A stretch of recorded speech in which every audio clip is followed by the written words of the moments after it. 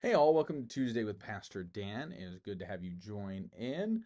Last week I think I talked about like kind of choosing a star word a little bit, but I chose my word develop and how I'm going to develop and been thinking a lot about that and the different ways I can do that. And one of the things has been I'm going to dig into some leadership, some work in leadership, my own leadership and how maybe I can encourage others in leadership. There's lots of different ways to lead, front, back, middle. That's a different conversation for a different day, but I started a book. Um, it's actually by Tom Osborne. Yes, Nebraska, all the things. So it kind of caught my attention right out. And it's I don't know if it's relatively new, but it's called A Legacy of Leadership, leading with the end in mind.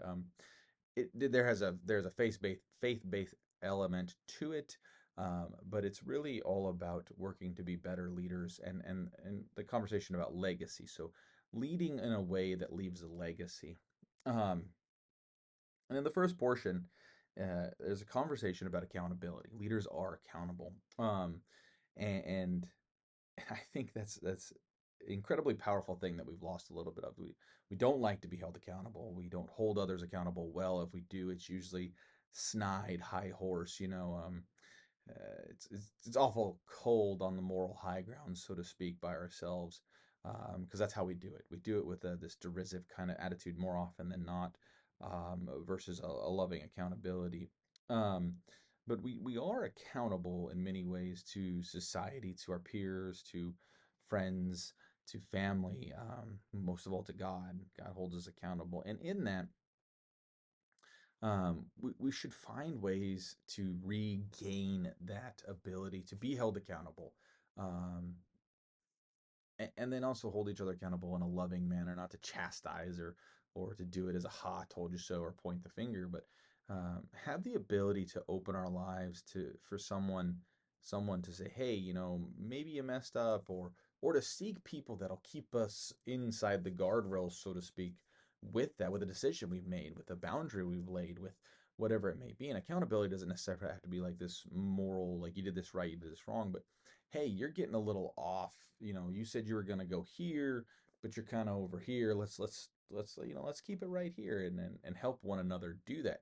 And I think I think that's the thing about accountability. It's garnered a bit of a negative connotation in terms of like it's always kind of busting chops. Um, but anyhow, there's some layers to it. There's I like these six things that Dr. Tom lays out. Responsible to those who you serve. Accountability is taking a posture of humility and service. And leading, we are accountable to those we serve. So we do so in a servant way. Jesus talks about it throughout Scripture. We are servant leaders. We are not leaders to be leaders. We are not leaders to gain something out of it. We are to serve. And that is all Christians, and that is just biblical. Like, period. There. We lead, and we do so as servant leaders.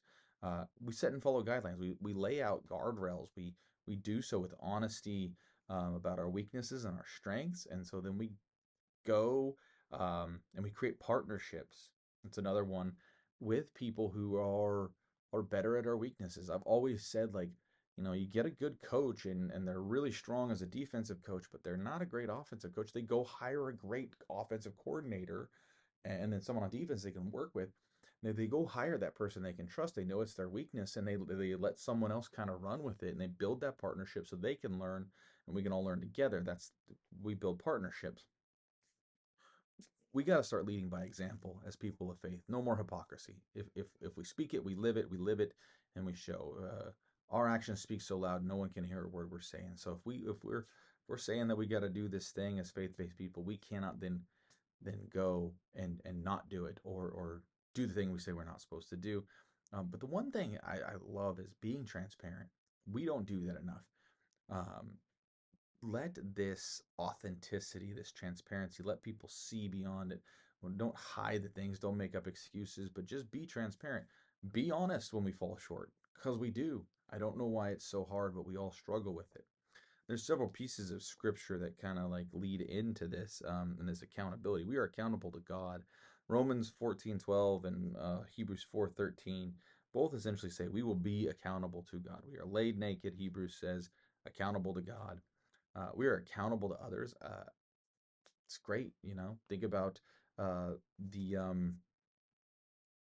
the Good Samaritan.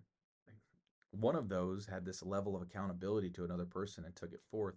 And then Ephesians 5:21 says that be subject or accountable, that word can be, to one another out of reverence for Christ. We do it because of Christ. And then the last one is we are accountable to our actions. James 5, let your yes be yes and your no be no, nothing else. And all of this, I go back to Proverbs 27:17. As iron sharpens iron, so one person sharpens another. When we are accountable, when we hold ourselves to that level, we sharpen one another to be better. And at the end of the day, isn't that our goal? Is to we are to be better as faithful people, as a society, as all of these things, to be better for one another, not just for ourselves, not just to garner something, but our accountability for one another. We grow and we sharpen one another. You all be blessed. I know this is a little bit longer video. I get a little excited sometimes. Look forward to seeing you all soon.